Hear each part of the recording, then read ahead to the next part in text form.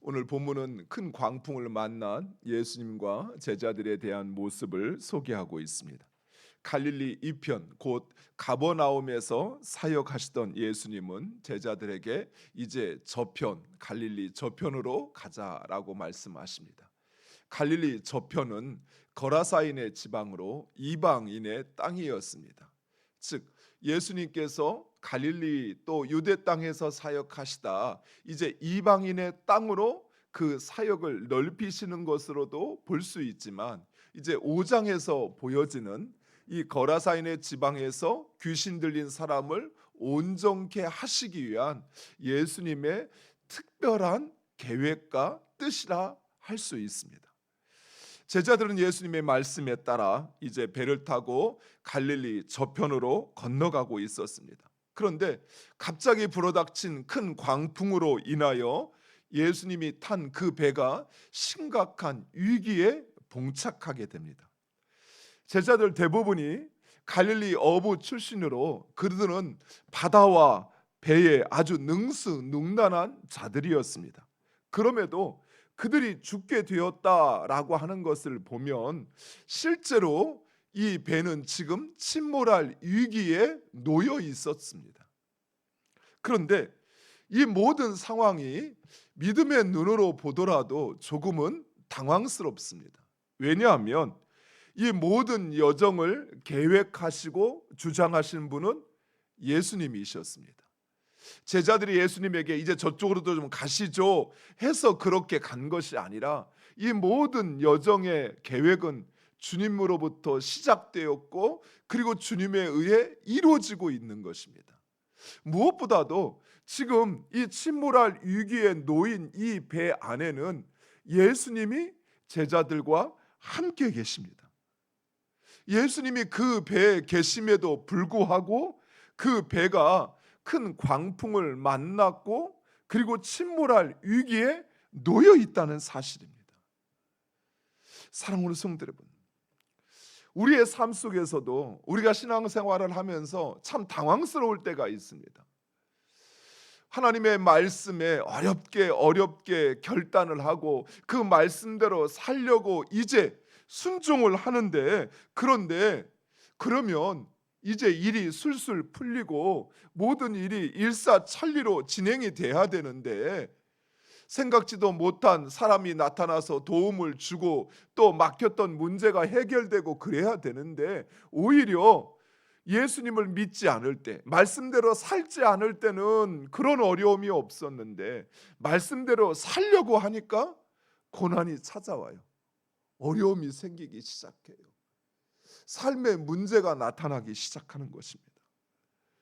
때로는 그 문제가 이제 내 인생이 끝났다라고 생각할 만큼 내 힘으로는 도저히 해결할 수 없을, 앞이 캄캄해서 이제는 전혀 그 어떤 희망도 기대할 수 없는 그런 상황에 놓일 때가 있다라는 것입니다.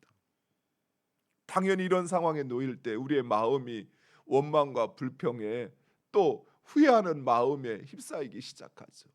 차라리 그냥 그렇게 그럭저럭 살았더라면, 그러면 이런 일이 없었을 텐데, 내가 무슨 열심이라고 주님 앞에 이렇게 주의 말씀에 순종하려고 이런 일을 벌이더니 결국은 내가 이런 상황에 놓였다 하며 우리의 마음이 힘들어지고 불평이 생기는 것입니다. 더욱이 그런 상황 속에서라도 주를 찾고 또 주님 앞에 기도하는데 마치 하나님께서 우리를 외면하시는 것처럼 침묵하시고 또 우리의 기도에 응답하지 않을 때, 쉽사리 그 고난이 물러가지 않을 때 마치 잠을 주무시던 예수님을 깨우는 제자들의 그 원망처럼 그런 마음이 우리에게도 찾아오는 것입니다.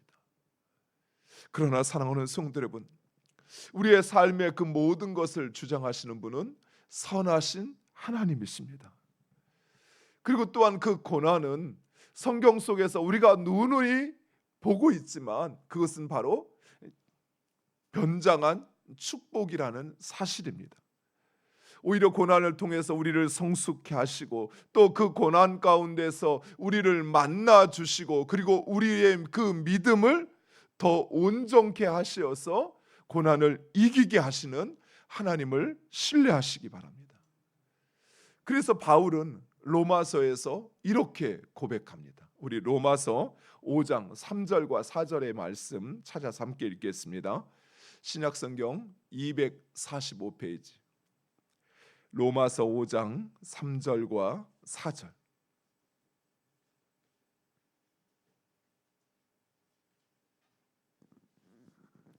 신약성경 245페이지 찾았으면 우리 함께 읽겠습니다. 다만 이뿐 아니라 우리가 환난 중에도 즐거워하나니 이는 환난을 인내를, 인내는 연단을, 연단은 소망을 이루는 줄 알미로다. 아멘. 그렇습니다. 어쩌면 그리스도인들 가운데 바울만큼 그렇게 고난과 핍박과 환난을 당한 사람이 있을까요? 억울하게 매를 맞고 선을 행하였다고 오히려 옥에 갇히기도 하고, 또 사람들 몰래 한밤중에 그 성을 넘어 도망치기도 하고, 또 배를 타고 그 배에서 수없이 침몰할 위기 가운데도 놓였던 바울. 그 바울이 우리에게 말합니다. 우리가 환난 중에도 즐거워하나니 이는 환난은 인내를, 인내는 연단을, 연단은 소망을 이룬다라는 것을 우리가 안다라고 고백하고 있어요. 안다라는 것은 내 삶으로 경험하고 체득하고 체화하였다라는 것입니다. 그저 그렇게 될 거야라고 말하는 것이 아니에요. 사랑하는 성도 여러분, 하나님을 신뢰하시기 바랍니다. 하나님은 우리가 죄인 되었을 때, 죄인 되었다라는 말은 하나님과 원수 되었을 때, 우리가 하나님과 원수 되었을 때조차도 하나님은 우리를 위하여 자신의 독생자를 내어주셨습니다. 그 하나님께서 우리를 포기하실까요? 우리를 외면하시고 우리를 버리실까요? 천만의 말씀입니다. 우리 하나님은 결코 우리를 포기하지 않으십니다. 또 우리를 외면하지 않으십니다. 심지어 우리가 하나님을 버리고 다른 신을 쫓아 섬길 때조차도 하나님은 여전히 우리를 사랑하시고, 그리고 마치 집을 나간 아들이 돌아오기만을 그 동구 밖에 나가서 기다리는 아버지와 같이 하나님은 여전히 우리가 하나님을 찾고 돌아오기를 원하시는 것이, 그 하나님께서 우리의 삶 가운데 주시는 그 모든 것, 그것은 선하심을 믿으시기 바랍니다. 그리고 그 가운데서도 오직 하나님을 찾고 또 그 하나님의 도우심을 입는 우리 모두가 되기를 간절히 축원드립니다. 예수님은 깨어 바람과 바다를 잔잔케 하시며 무서워하는 제자들을 안심시키며 어찌하여 이렇게 무서워하느냐 하시며 그들이 두려워하는 것은 바로 믿음 때문이라라고 말씀하십니다. 이것이 바로 이 사건의 핵심입니다. 즉, 이 모든 과정 역시 예수님의 뜻과 계획 아래 있었다는 사실입니다. 갈릴리 건너편으로 건너가자라고 말씀하신 예수님께서 이 모든 상황을 주장하고 있다라는 것입니다.